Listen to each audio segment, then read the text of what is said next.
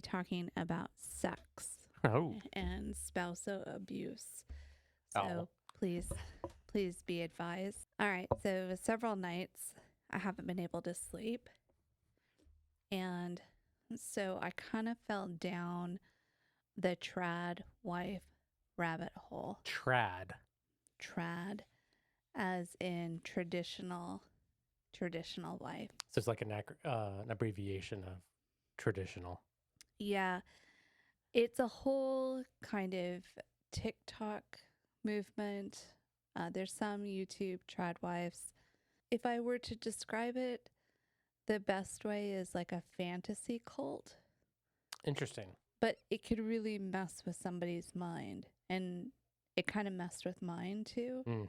And I could see how someone could fall into the trap of this way of thinking. One of the slogans is "Make wives great again." Okay. So it's this part of this alt-right fantasy of the 50s Mm-hmm. where women stay home and take care of the kids and cook meals. And there was another quote I saw. They want men as breadwinners and women as bread makers. And so when you're watching these TikTokers, these women are in these beautiful settings, very much like the Frankies, kind of that Frankie aesthetic. Got it. In these beautiful situations with Like YouTube creator households that you see. right. Yeah. And you don't see the production behind it. Mm-hmm. What you see is a woman making granola and bread and stuff from scratch. And what's so funny is because that's how I was raised with those kind of, I make bread all the time. Yeah. And my mother had sourdough bread she was always making. So this is just kind of the way that I was raised. So it's a little even more confusing when I'm watching this. That's interesting. And something else that like shows up, because I'm barely on Facebook, typically using it for, the business or gaming or whatever. But when I do go through, I see a lot of these really weird kind of posts about a woman should be doing this. Like this is what a woman looks like. Woman with children or baking or whatever. And it was just kind of looked at as just being this one-off weird kind of post. The more that I'm thinking about it, the more kind of been realizing that no, I think this is part of that trad lifestyle. A lot of them are very humorous because they're completely outside of reality. Mm-hmm. It's one thing to like, this is how I think people should live. Like having this concept of you stay home and cook and I go out and work and make the money, right? But it's another thing to go like, you're going to be looking a certain way, dressing a certain way, acting a certain way. That I think that's really the fantasy is it's kind of like a role play Mm-hmm. that goes along with it. Yeah, I call it fantasy, Mm-hmm. or some people have called it performative. Yes. It's a performative illusion, and it's really dangerous, Right. because it's okay if a content creator is on the screen and she's saying, I want to make bread from scratch, or I want to churn my own butter, or I want to learn how to do these things, which is I want to have a martini when my husband comes home. right. Great for you. Yeah. I don't agree with it, but great for you. But it's all part of this Christian alt-right movement. And it actually started in 4chan. So that's the Shocker. origin of the traditional wife. So it's where there was a picture in 4chan of a woman in a flowery dress. And it's like, this is the kind of wife that I want. And it's juxtaposed another meme that around that took that image and then juxtaposed it with a feminist with blue hair or green hair and hates men and blah, blah, blah, blah. Right. The thing is what these women don't understand is Do you The, think that was actually started by women, or do you think that was started by a bunch of teenagers? no, it was 4chan definitely by men, Yeah. but the women content creators, Mm. what they don't understand is it's because they rail on feminism so much, but it's because of feminism they're able to do what they're able to do. Yeah. Yes. What they don't understand is even in the 50s, women couldn't have their own checking account. Right. So they're longing for this time period where a woman literally had no agency over her money or her body. Right. So if you are on YouTube selling this fantasy of traditional values, well, traditional values would say that you shouldn't have that YouTube channel Mm-hmm. in the first place and make your own money, Exactly. unless it was Exactly. ran by your husband. And So maybe that's what it is. Maybe the husbands run it and give them permission to make the bread to make on the the videos. screen. Yes. I don't know. It's when it comes to cults and cultish thinking. And I also would like to digress a little bit on that. And maybe this isn't cult or cultish, but it is definitely like high control group. Well, so what I said was cult thinking, Mm-hmm. that cult mindset. There's nobody really kind of running this organ. There's no cult personality. Mm-hmm. But what it is when it comes to people who join those types of groups, it's because there's something missing in their lives. Right. And these women are presenting themselves on screen as having all the answers. Mm-hmm. And that goes back to that cult mindset of I have all the answers. If you just submit to your husband, then everything will work out for you and everything will be wonderful. Right. And that's just a complete fallacy. Yeah, so I think any group of people that says they have all the answers or this one thing will solve all your problems, Mm-hmm. it's an easy trap to fall into. And do you feel that that is kind of an extension of the the the push of like Republicans of we have to get back to family values, that it's this lack of family structure that is ruining America? Do you feel that this kind of an offshoot of that thinking? I think it's an offshoot of the Christian alt-right, Mm-hmm. which is Republican and conservative and Christian for the most part. Mm-hmm. But what you find as you dig deeper into these groups is that it's not all Christian, Mm-hmm. and there's other women that this appeals to. There's also men that will come on Reddit and go, my wife wants to live this Tradwife lifestyle, and I don't know where she's getting it from. So there's some mind control here too. There's some conditioning that's happening, but it's all part of when it comes to these women that are these content creators, it really is performative because they're super wealthy. The one that is the most popular, and goes back to people not researching who they really Of are. course. So she's an heiress to the JetBlue airline, and she's in these pastoral settings making granola. And what people don't see is that she literally has a production crew behind her. She's got nannies that live on site. She doesn't ever clean her own toilet. Mm-hmm. And she's showing this idealistic lifestyle. It also made me think of the 50s. That's kind of where the ad men came from. Mm-hmm. And what they want to get back to is this not realistic view of the 50s based on advertising. Yeah, and if you look at like the show, Mad Men, everybody's talking about how sexy and glamorous it is. It's like, did you actually watch the show? Yeah, yeah. It's like, yeah, that was fake. You had people committing self-harm in their offices, and he was a womanizer. Everybody's life kind of got destroyed. Mm-hmm. And the whole concept of this is how unfairly treated everybody was within the agency. I mean, yeah, you had a bunch of guys smoking cigarettes in suits and drinking martinis at work.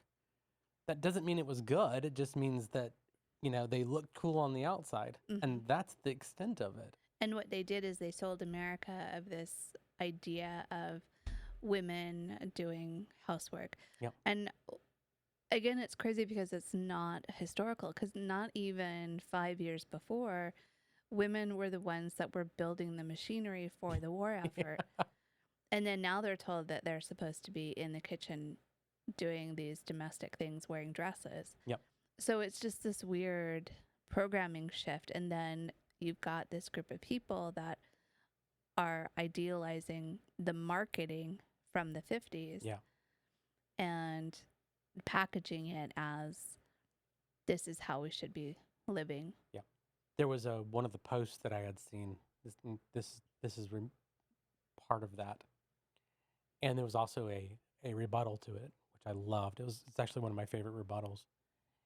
Is it had a picture of this woman, and she is in what appears to be an English kitchen, and I believe she has a baby in a wrap, and it says that I don't want a wife that puts her career over having this, quotation marks, right? And the rebuttal was, well, someone in that household is making over $500,000 a year because your oven is 60 grand, you know? Yeah, and that might be the woman that we're talking about, because it's one of those. I read the oven that she's got. Yeah, is one of those, like, it's a hob, right? Yeah. It's not an oven. It's a hob, and just looking at it, you would be like, oh, it's just an old oven. No, that's like only like 5 years old. Yeah, it's like brand new, and they're worth like they start at 60 grand and they go up, and they have to be built into the house because they're so big. Yeah. And you're like, oh, yeah. So that woman's oven is like half my house. Yeah, And exactly. it's like, so yeah, I would love for me to make enough money that I could afford a $60,000 stove, and then you also not work and raise our children. Yeah, that would be amazing. But That's what everybody wants, and that's this fantasy. yeah, Everybody wants the time, the time to be able to make granola, and the time to be able to, but that's not the real world that we live in. it's also interesting too. It puts a lot of stress on a woman, right? But also puts a lot of stress on the man as well. That if you buy into that, if you're making less than $250,000, you can't afford for that to occur. Yeah, depending on where you live. I mean, it takes a lot of money, and definitely she's money. Yeah. Like, yeah. and The husband probably doesn't even work. Yeah. And he's like, I don't buy into that lifestyle. And then how much are these women making for these performative? But they're not being honest about it. They're not being honest about their time. That's correct. And I also would, say too that most people on YouTube are not being honest about how their life really is. Oh, yeah. Everything's a glorified version. It's either shock value or glorified version of what your reality is. Yeah. We watch YouTube, and how do they do that? How are they doing this? So. Well, you always want to put your best foot forward, right? You always want to present your best self. But this is presenting... Not even a best self. This is presenting a fake self. A fake. Not even a fake self. Just everything. A fake life. That requires so much money. Maybe if we could have make America great again by, I don't know, having our salaries match the economy, that we could live that life again. So why don't we talk to the business people that all of this is glorifying to pay salaries that can have your people live that life? Yeah, you're getting political. Yeah, I am, but this is high political leanings as well. Oh, yeah, yeah. So if people want this life, then you just can't make this occur. Even if both of us wanted this, and we were both working, we couldn't do it. Oh, no, because you don't have the time. And I wouldn't make enough money. Yeah. I mean, just making bread. I mean, I make homemade bread, and I make it in about 15 minutes. It's not really that big of a deal. Yeah. But it does, I mean, it takes time, it takes counter space, it takes thought. Yeah. He's brushing his sleeves. Because, and I've churned my own butter. I even have a machine that separates milk and Right. cream. Yes. I've got all the Isn't that from the kitchen. Ukraine? Yeah, Now that I think about it, yeah. that's hilarious. I have all of every type of kitchen gadget you could think of to do everything from scratch. And What you're telling me is that you are a Tradwife. I know. Sorry. Hold on. I got to catch my breath. How's that? It's just so funny. It's like I was watching the woman making her own cereal, and I was like, oh, yeah, I've done that. I yeah, and your own granola too. Yeah. Uh, Another weird ass thing that when you fall down the rabbit hole mhm. is there's a whole porn aspect of the Tradwives. And it's very weird. You didn't have to tell me that for me to Yeah. assume that it was very weird. So it's a very fine line between the people who want to live this traditional life Mhm. and people who want to live like a BDSM sex life. Right. And it's like it just skirts right on that edge. Well, I mean, is the difference that you're going to have a submissive wife that is only for you Mm-hmm. versus a submissive woman that's just for anybody? Like promiscuous versus is that kind of the fine line? Is just No. So you're saying that BDSM is and this trad wife porn is kind of a fine line, but it is different. Well, okay, so like we have this idea of BDSM with leather and vampire and all Whips this and gear, yeah. yeah. But it's about that submissive and dominant Mhm. relationship. But that feels more healthy than this Tradwife thing. Because in that type of role, if Mhm. you're in that world, people have contracts with each other. They know where the lines are. They know Safe words. have safe words. Yeah. They know what the parameters are. Everyone agrees to how they're going to do things. In the Tradwife, literally, the woman is the husband's property Mhm. and she has no control. So there would be no saying no. There would be Mhm. there's no boundaries set there. So it's like this unhealthy type of BDSM type relationship, like an abusive marriage type relationship. But yeah, that makes sense. So you have your dominant and you have your submissive, Right. but the submissive is never 100% submissive. It's not like I'm giving you a key, like a blank check to do whatever. Exactly. It's at any, like, there's actually a lot more power for the submissive than most people think. Most people, like, I think the idea is that you're submissive, then you are totally out of control. You have no say so in any of this.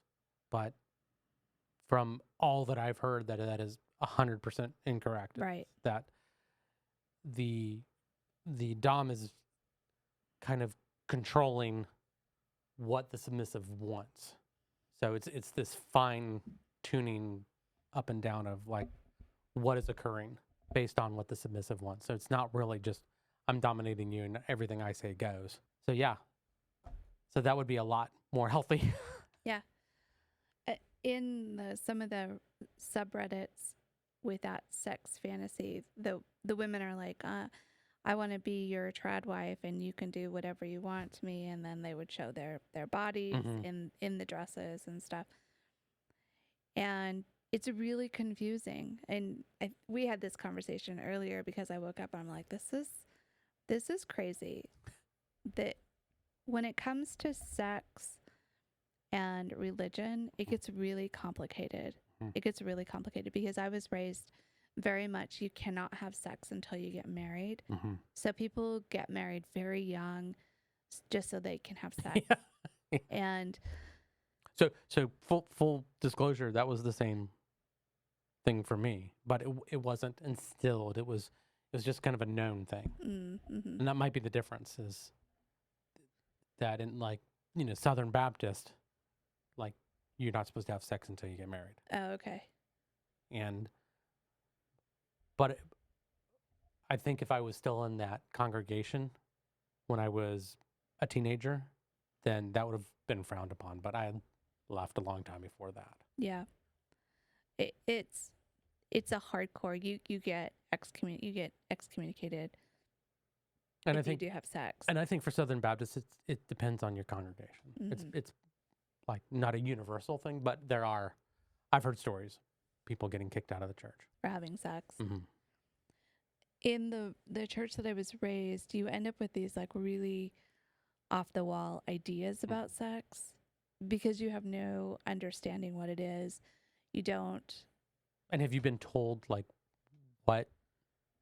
what sex looks like outside of the church, or like is there any like indications within the church of like, I'm just wondering how much they're kind of grooming you towards a certain mindset. And they are. That's the thing, is from a very young age, you're groomed that you are a submissive wife, that so they talk about sex, but then they talk about performing your wifely duties and a lot of euphemisms. Yeah.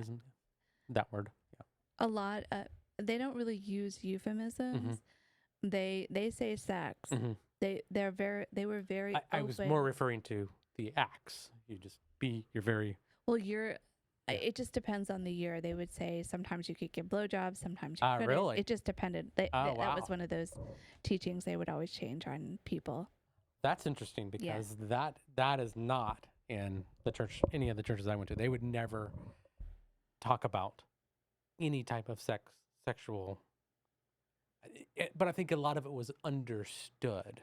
Well, I think most churches that are fundamentalist, they say once you get married, whatever a husband and wife do together, it's they're married, and so they can do whatever they want to together. Yeah. In the church that I was raised in, that wasn't the case. It just depended on who was in leadership at the time and how they felt about blowjobs and if you could whether he wanted one or not. Yeah, exactly.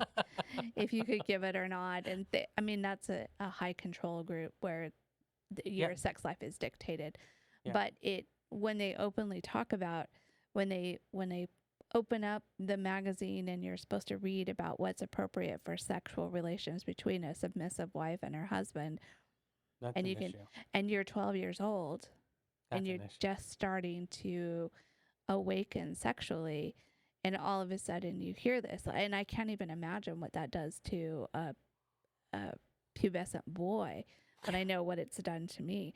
So it was really, I was watching and looking at this porn, and I was like, I'm really conflicted here because my programming is taking over, and I'm getting aroused by this because of what has happened to me. Right. And then you start feeling guilty. Then it's like, okay, well then I have this guilt around sex. Well, not just sex, but yes. What turns you on, right? Yeah.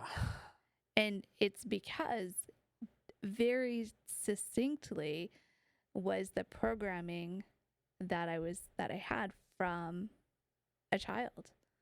And I can link back my sexual proclivities and what kind of turns me on is back to what I heard at church. I think also what's interesting too is it's not just what turns you on, but what doesn't turn you on. Yeah. I think that's just as interesting to like how that formed who you are today. Yeah, it's messed up. It's messed up. So one of the things that I think, we've talked about our sex life, because we've been married for ever so long. Yeah. And we are legally married. Are we? I think so. Okay. I think we have one of those pieces of paper. Okay, cool. Well, according to Alabama law. Yeah. We did get married in Alabama. We technically eloped, okay? Which Oh, sounds romantic. yeah, we eloped to But it just means Alabama. driving to We Alabama. drove across state line to get married. Yeah. Um, so one of the books that has really helped me kind of work through some of that, the sex and the shame, is a book that we came across that's called Come As You Are by Emily Nagoski. Hmm. Do you remember reading that book? I do. And it was, and I came after deep diving Are into we the doing whole, phrasing anymore? yeah, yeah, yeah. After not being able to sleep and looking at Tradwife porn for, I was like, I was a little uncomfortable. Yeah, and it's isn't it weird too? It's a it's a belief or religion that makes you feel shame for being aroused. That is such a big issue. And mine I'm right there with you too. And as we're talking, I'm thinking about my upbringing, Southern Baptist, and the stuff that they used to preach on the pulpit as well. It wasn't as descriptive, which lends to its own issues, Hmm. right? Which is, you're supposed to live a certain way. Well, what is that? Just a certain way. God's watching you, remember? God's watching constantly. And you're supposed to live a true life and all this stuff. And you're just like, well, what does that mean? Mm. And so you come up with ideas, and when you get them wrong, you don't know. So you're questioning everything that you do. Yeah. Well, so in the religion that I was raised in, there are known rules, like you can't have sex before marriage. But then there are a whole group of secret rules that only certain people know. Naturally. And you could break those rules and they could come down hard on you and you wouldn't even know. So it was very similar in that way. But sex before marriage, definitely. But there were these fine lines of what you could do before you were married Yeah. without getting in trouble. It just, you're always looking to skirt the law. Well, didn't they ask you about your personal sexual dealings? Like that you would have to talk to the elders? You would. So if you did have sex, you would have to go into great detail in front of, and if you were abused, you would have to go into great detail in front of men. It's really uncomfortable and awful. Yeah. And you don't have an advocate at all. It's just you in a tribunal answering for what you did and in detail, like, did you touch his penis? And it's just so gross. But going back to the book, Come As You Are, there's one study that she cites, and anyone who's raised in a cult and has issues around sex, I highly recommend reading this book. So she talks about a study where they put little jackets on rats, and one of the jackets was a lemony smell jacket, and every time they would put this lemony smell jacket, the rat would get aroused. So it was very Pavlovian of arousal, and that's what when I came out of that Tradwife porn hole. That's kind of my Tradwife porn hole. It made me think of the lemony rat jackets that I had been conditioned to want things to be aroused a certain way. Yes. To be the wife in a marriage, and Submissive wife yeah, in a marriage. yeah, To be very clear. yeah, And I think that's where a lot of our sexual issues come from, is that I am not a demanding or domineering husband when it comes to sex. So what I consider, and I'm using huge air quotes here, but healthy sexual desire, or not just desire, but how I'm trying to get you aroused, or how I'm coming, like how I'm coming on to you sexually. And what I consider healthy doesn't work right? for you. Actually, pushes you away. Right. And what? And then Yeah. it causes this spiral between the two of us because I'm rejected. you're rejected and I feel guilty, and I feel guilty you being feel rejected. guilty, and it ends up with like a lot of tension there. And that tension comes from that upbringing. 100%. And And both ways Yeah. too. It's not just you. It's mine. I think if I was raised the same religion as you, and we were both apostates, it might be easier. Maybe, yeah, maybe. You got to find your own. And that's also what I wanted to add real quick. I just wanted to add this is that we're not looking at this Tradwife thing as being don't do it. No, it's just no. we're coming from is this point of just be careful especially if you're coming from a cult or high control group where sex is an issue, that this kind of sexual porn or even way of life can bring you right back into the same kind of mentality. And it's just dangerous, but I think I want to speak for myself is that we're not looking at this as being, ugh, you shouldn't do it.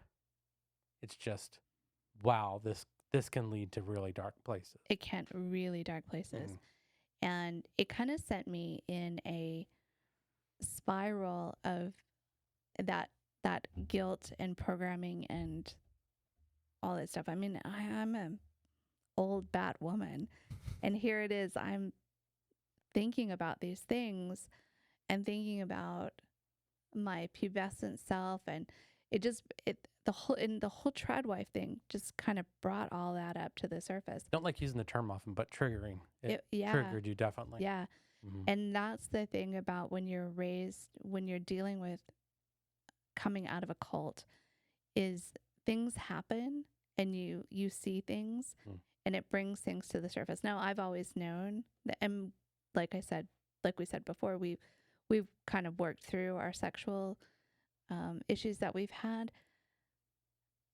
And I've always known I had that weird proclivity, but it still doesn't feel good. And it doesn't feel good for me either, because I feel that I almost have to be someone that I'm not, or I don't want to be, for you to be aroused. Be aroused, right? But it's a lemony jacket, right? It is. It's like, okay, do you put on the lemony jacket, or do you not put on the lemony jacket because you're embarrassed of the lemony jacket? But then if you don't put on the lemony jacket, then you're not ever fulfilled. Exactly. And this is why this subject is important to us, is how do you deal with that on a day-to-day basis? And I know for me, it's just, I think it's the same thing with anything in life or marriage or any circumstances. You have to put yourself into a bit of discomfort if it helps. If you want to make it work, yes. Right? If you want to make it work. Yes. And I feel like the BDSM folks have it right, where they're very clear as to, this is what we're going to do. Here's where my stoppers are. Here's what I want. Yeah. And talking all about that before they do whatever it is that they're going to do. And they could be in a committed relationship or whatever kind of relationship, or open, or whatever whatever it is. Like. As long as there's that communication up front of what it is that is going to happen, what's not going to happen. Yeah. And for me, like, I look at people that are in the BDSM like community, and I have a bit of jealousy towards them. Not because I want to do what they're doing, but it's more of their openness with themselves about their sexuality. Right. And like, I've had my own path of my sexuality that I've come to terms with, and I know who I am. But it doesn't always mesh well with yours. But I wish I was a little more open and free with what I could or couldn't do to meet you halfway. Yeah. It's embarrassing. It's embarrassing to think about, to say, hey, this this whole Tradwife thing really turns me on, and if you ever came to me and said that, I think I would be embarrassed. Yeah. I would be like, who are you? Yeah. What? Where did that come from? And I I don't know if felt, it embarrassed you, but you'd be like, what? what, really? Yeah. It wouldn't be embarrassing. It would just be more of disbelief Yeah. for me. Yeah. I felt terrible. I really did. I felt terrible. So I think I might go back to this book and reread about the Lemony Jackets and kind of get my head around this stuff, because the Tradwife thing really put me in just kind of a funk. Well, so how does someone deal with it? Well, I think it's by owning, reading, going back and rereading the material that helped us in the first tape. Like, because I think we probably spent the first 10 years of our marriage just kind of just sexually dysfunctional. Yeah. Just really bad. And that led to some really bad things. And then we worked through it. We read a bunch of books and we kind of worked through it. And now doing this podcast and looking up stuff and talking and thinking about things, it's kind of brought up some of that stuff again. So, but I think in a better light this time personally. Yeah. I feel that this podcast has helped me out, kind of understand you more. So I haven't done a lot of research on cults, and I still kind of don't want to, because I like coming at these podcasts from a standpoint that I don't know, and I want to ask questions and figure things out as we're talking. But the more that I've been doing research, on other cults for other podcasts, I'm starting to align things a little more, and it makes me better understand who you are. And I think maybe that's part of this as well, is if you're in if you're in a relationship with someone that has been in a cult, and I don't want to say that every cult has a sexual component, but it seems like 99% of them do. Yeah. Yeah.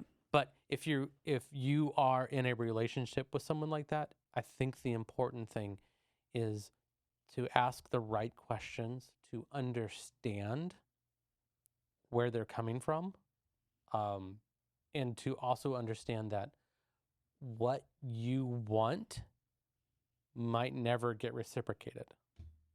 But it's to find that common ground where you're okay with. And you're both fulfilled. Yeah. And I think that's the important thing, because if you're coming from a standpoint of a relationship where you're only looking at it for your satisfaction, it's not going to work out. Yeah. Especially with someone's sexual repression or sexual reorientation, almost as it's programming. Sexual programming. Yeah, it's there's a good absolutely word. Programming. And I think probably going back to a therapist helped us kind of work through our issues too. So we saw a couple of different types of therapists, and that helped. But understand that your sexual health is deeply affected by the cults that you're raised in. Yep. I mean, even if you're part of this sex cult, I mean, you come out of that completely messed up. Yeah. Yep. Probably more so, because that's the main emphasis about everything. Yeah, maybe. So, I don't know. Or maybe you come out of it just being like, well, he was controlling, but man, sex was great. Yeah. Who knows? Yeah. It could definitely happen. And I don't want to shoehorn or pigeonhole any one cult or high control group being like the other. I think each one has its own, and I think every person that comes out of them has their own situation and issues that have to be dealt with. Do you remember there's one content creator who blamed all of his sexual issues on the religion that I was raised in? he would go to another country to go satisfy himself sexually. Oh my God. And it became this whole thing. It was pretty funny.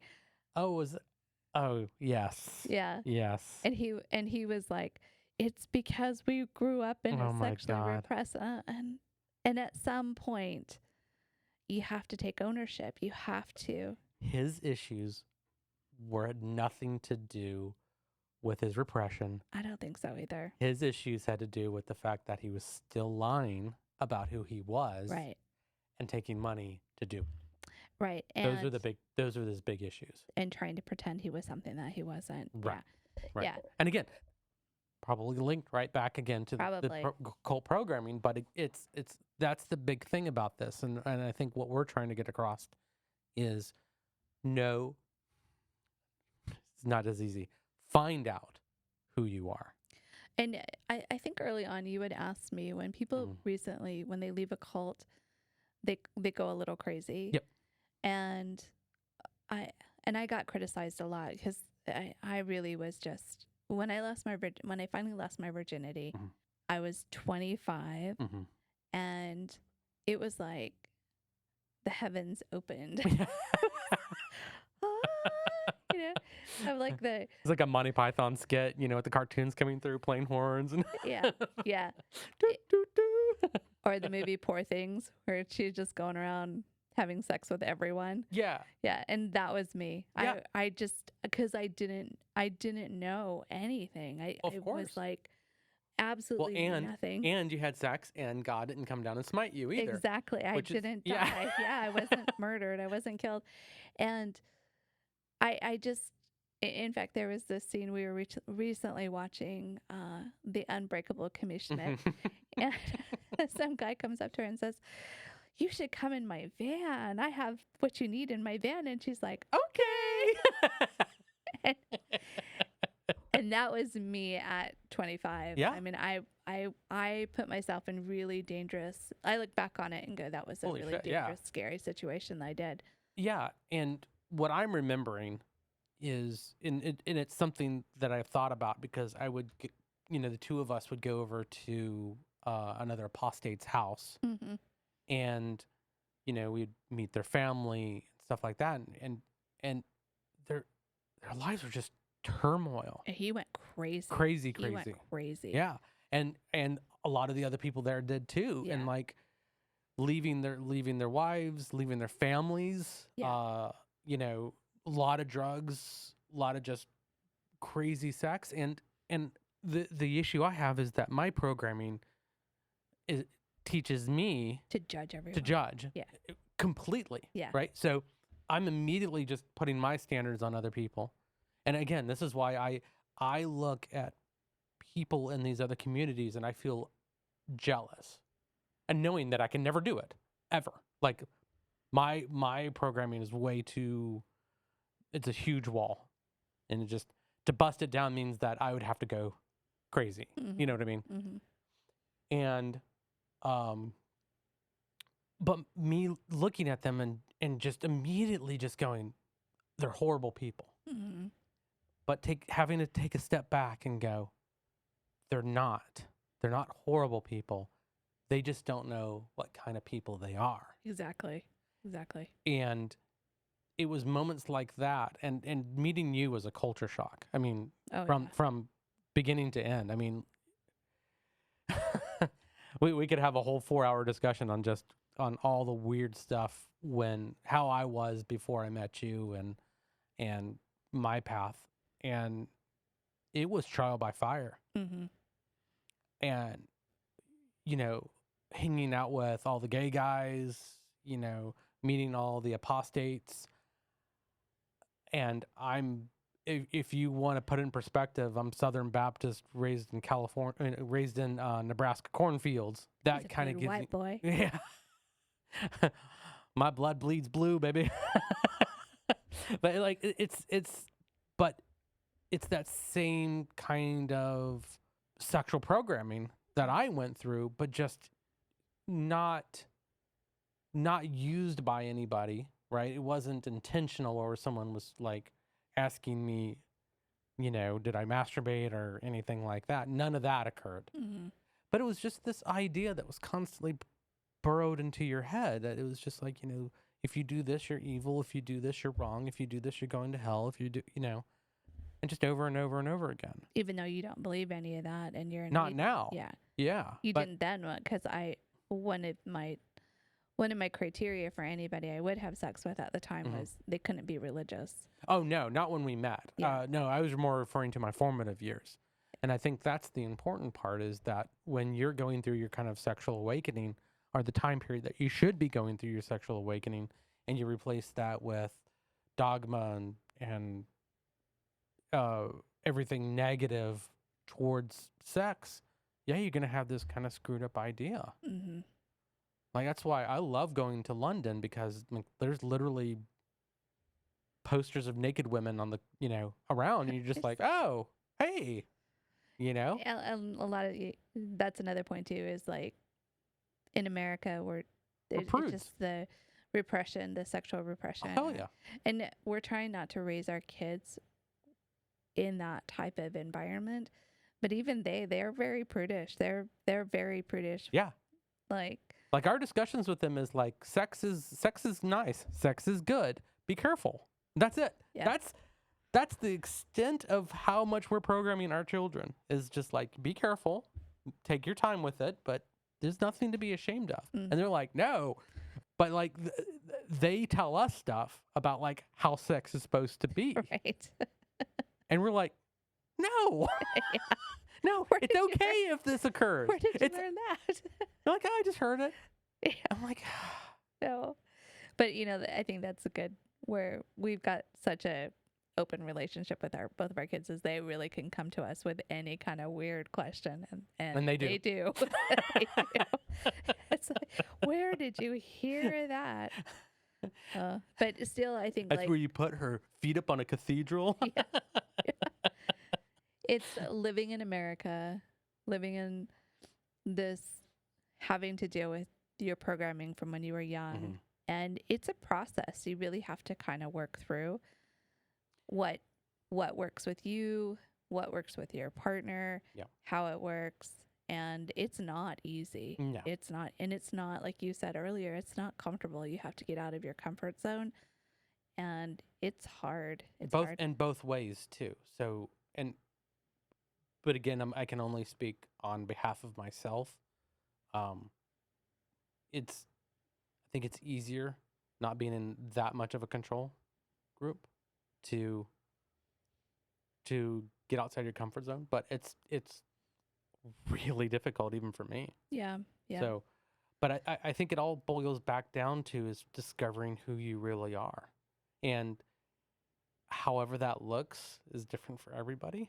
Yeah, and the whole Tradwife thing is, I think if you're raised in that conservative Christian apocalyptic church, and there's no sex before marriage, you can fall easily into that, even if you've left. Yes. Even if you're an atheist, or even if you say, I don't believe that way, you can still fall in that wanting to be, or have that life. Because it's not religious. There's no religion attached to it.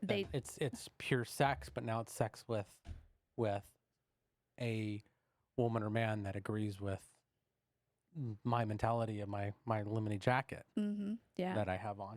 Yeah. And so this whole Tradwife research, and I wanted to do the Tradwife just because it's been popping up so much lately for me.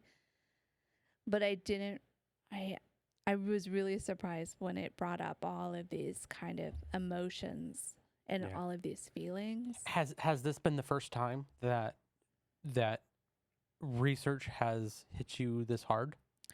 Yeah, where the research and the looking into something has bubbled issues up that I thought I had dealt with, but clearly I still have work to do. Yeah, you could ask me. Yeah, you still have that. Yeah, I still have work to do.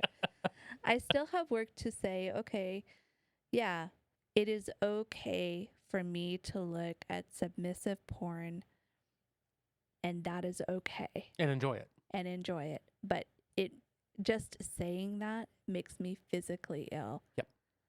So I should be able to say it and own it and be okay with that. Yep. And anyone should be able to say, okay, this is what I like, and be okay with that.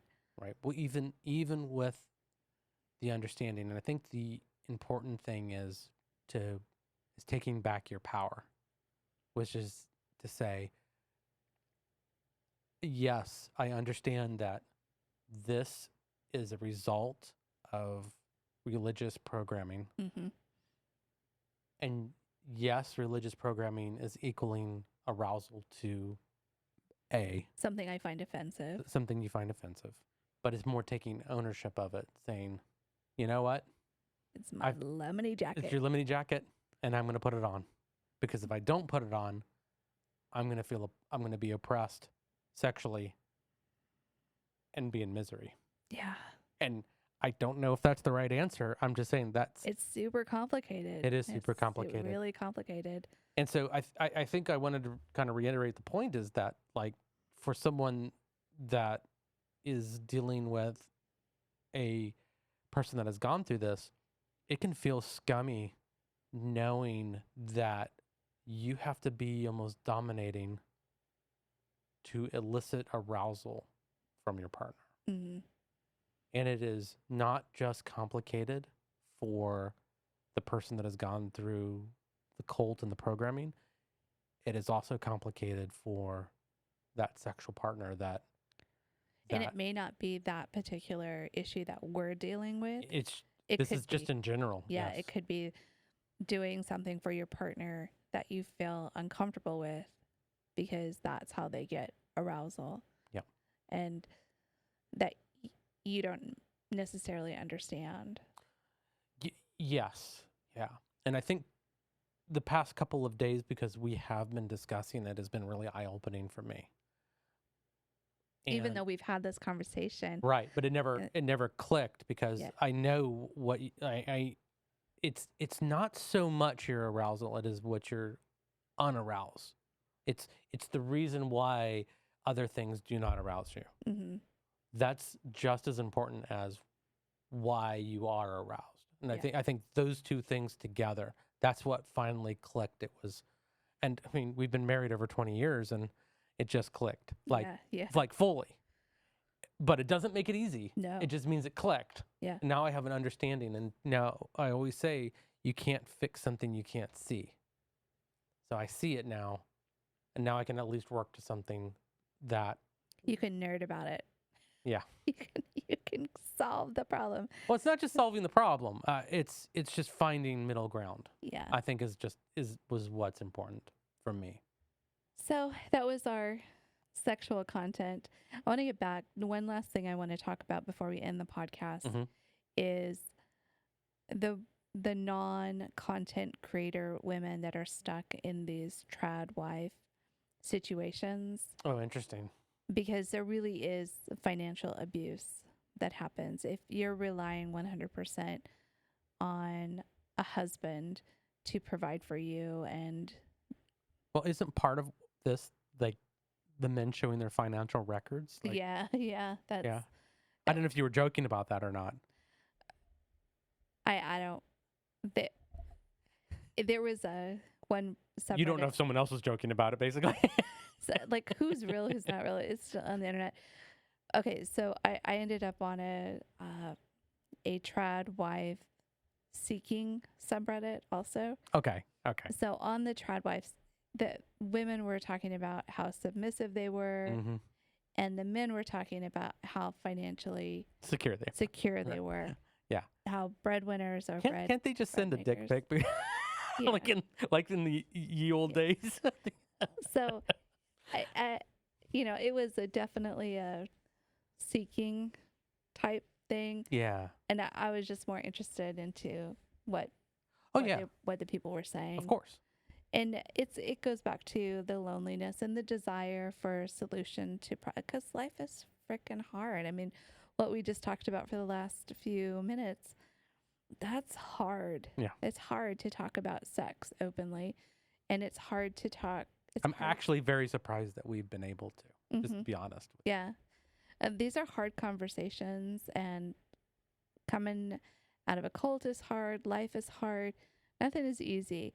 So when someone presents this this idealized life, it's appealing. It's appealing, but then it could end where you're in a high coercive control situation. Right. That has nothing to do with religion or a cult. Nothing. Mm-hmm. It's that you are completely dependent on a man, and there's literally nowhere for you to go Yep. because the person has isolated you and is financially abusing you.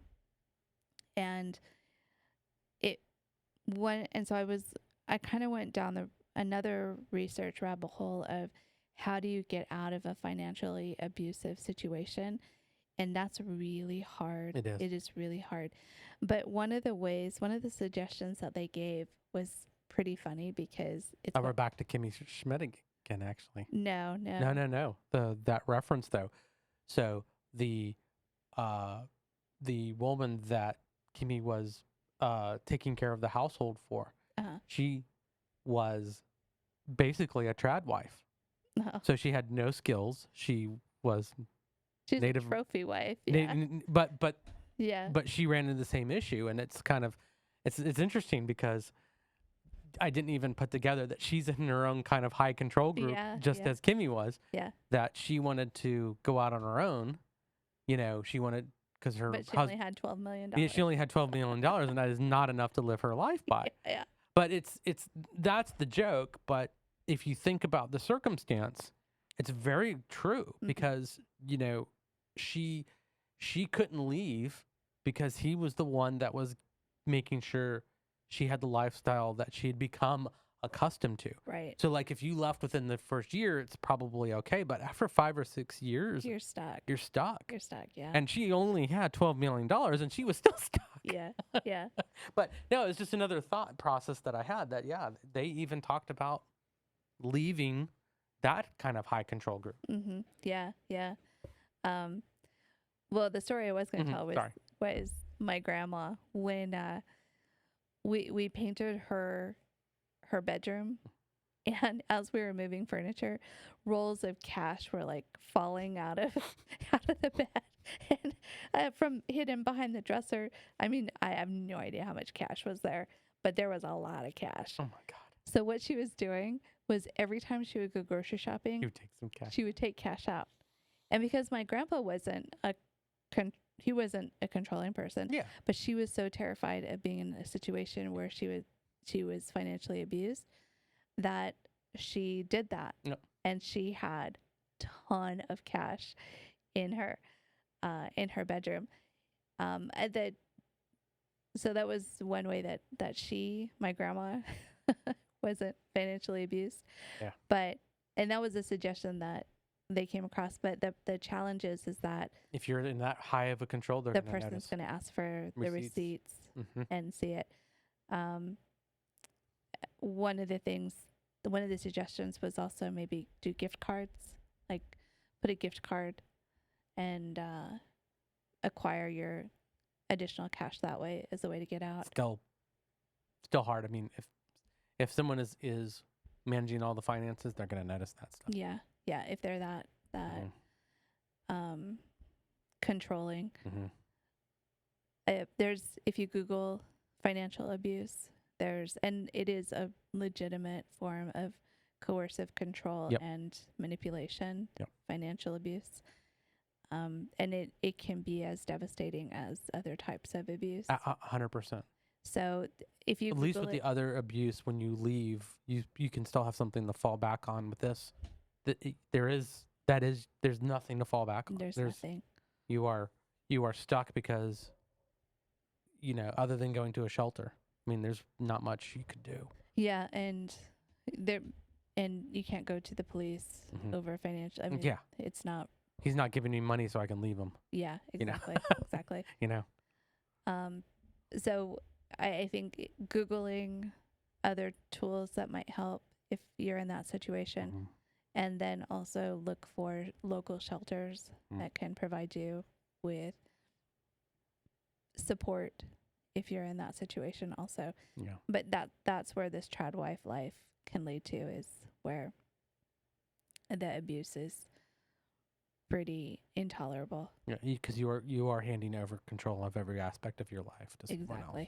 Exactly. And Would- it's dangerous. And again, I'm not against the fantasy, but you have to be careful. And And any time someone says this thing will solve all of your problems, that's when you know it really won't. Yep. It's actually the opposite. Yep. All right. So I think we should end there. Thank you for listening, and leave us a like and a comment. Thanks, guys.